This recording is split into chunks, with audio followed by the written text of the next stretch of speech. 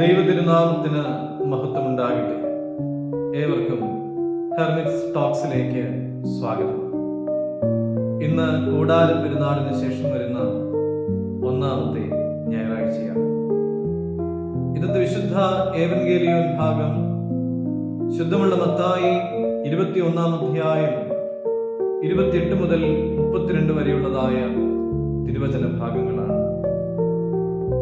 ഈ തിരുവചന ഭാഗത്ത് യേശുതമ്പുരാൻ ഒരു ഉപമ പറയുകയാണ്.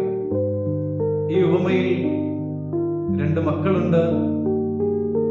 ആ 2 മക്കളോട് ഒരേ കാര്യം ആവശ്യപ്പെടുന്ന ഒരു പിതാവുമുണ്ട്.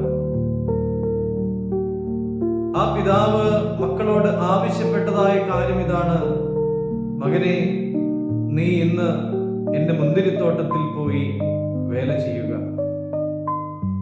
ഒന്നാമത്തെ മകനോട് പറഞ്ഞപ്പോൾ അവൻ പറഞ്ഞു, എനിക്ക് പോകുവാൻ മനസ്സില്ല. പക്ഷെ പിന്നീട് അനുദപിച്ച് അവൻ പോയി വേല ചെയ്തു. രണ്ടാമത്തെ മകനോട് പറഞ്ഞപ്പോൾ അവൻ പറഞ്ഞു, ഞാൻ പോകാമപ്പ.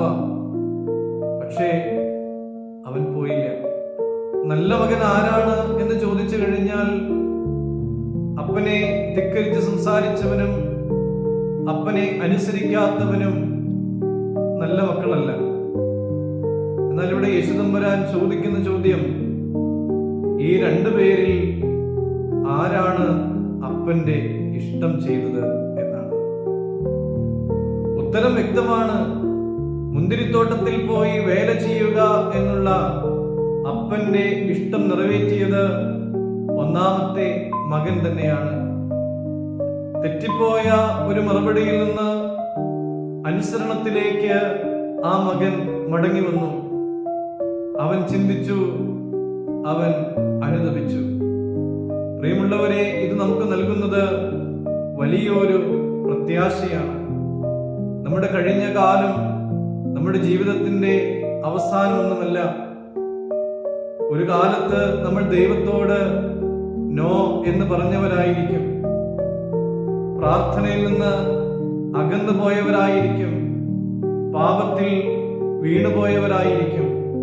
എന്നാൽ മാനസാന്തരപ്പെട്ട് ദൈവത്തിന്റെ അടുക്കിലേക്ക് തിരികെ വരുവാനായിട്ട് നമുക്ക് സാധിച്ചു കഴിഞ്ഞാൽ നമ്മെ സ്വീകരിക്കുവാൻ തക്കവണ്ണം വാതിൽ തുറന്നിട്ടിരിക്കുന്ന ഒരു ദൈവത്തെ നമുക്ക് കാണുവാനായിട്ട് സാധിക്കും. പ്രിയമുള്ളവരെ, യഥാർത്ഥമായ ഒരു മാനസാന്തരം നമുക്കുണ്ടാകണം. യഥാർത്ഥമായ മാനസാന്തരത്തിന് 2 ഭാഗങ്ങളെ നമുക്ക് കാണുവാൻ സാധിക്കും. ഒന്ന് മനസ്സിന്റെ മാറ്റമാണ്. രണ്ടാമത്തേത് നമ്മുടെ ജീവിതത്തിലും അതുപോലെ തന്നെ നമ്മുടെ പ്രവൃത്തികളിലും ഉണ്ടാകുന്നതായ മാറ്റമാണ്. എനിക്ക് തെറ്റിപ്പോയി എന്ന് പറയുന്നതിനോടൊപ്പം തെറ്റായ വഴികളിൽ നിന്ന് മാറി ശരിയായ വഴികളിലൂടെ നടക്കുവാനായിട്ട് നമുക്ക് സാധിക്കണം. നീ ഇന്നലെ എന്തായിരുന്നു എന്നുള്ളതിനേക്കാളും ഉപരിയായി ഇന്ന് നീ ദൈവത്തിന്റെ വിളിയോട് എങ്ങനെ പ്രതികരിക്കുന്നു എന്നുള്ളതാണ് പ്രധാനം. പ്രിയമുള്ളവരെ, ദൈവത്തിന്റെ അടുക്കിലേക്ക് മടങ്ങി വരുവാനും ദൈവത്തിന്റെ ഇഷ്ടം ചെയ്ത് നമ്മുടെ ജീവിതത്തെ ക്രമപ്പെടുത്തുവാനും ഒക്കെ നമുക്കെല്ലാവർക്കും സാധിക്കട്ടെ. ദൈവം അനുഗ്രഹിക്കട്ടെ.